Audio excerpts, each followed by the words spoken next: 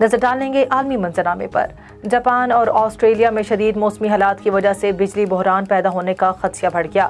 دونوں ممالک کی حکومتوں نے عوام سے اپیل کی ہے کہ وہ بجلی کا غیر ضروری استعمال ترک کر دیں۔ جاپان میں سپہر کے 3 گھنٹے جبکہ آسٹریلیا میں شام 6 سے رات 8 بجے تک بجلی کے کم سے کم استعمال پر زور دیا گیا ہے۔ توانائی بحران میں اضافہ شدید موسمی حالات کی وجہ سے ہے۔ ماہرین نے خدشہ ظاہر کیا کہ اگر بروقت اقدامات نہ کیے گئے تو صورتحال مزید خراب ہو سکتی ہے۔ یوکرین میں روس کی بمباری سے ہر طرف تباہی پھیل گئی۔ ملک کے وسطی حصے کے ایک شاپنگ مال پر حملے کی ڈرون فوٹیج جاری کر دی گئی۔ 27 جون کو روس نے وسطی یوکرین میں ایک شاپنگ مال پر میزائل حملہ کیا جس میں 18 افراد ہلاک اور درجنوں لاپتہ ہو گئے تھے۔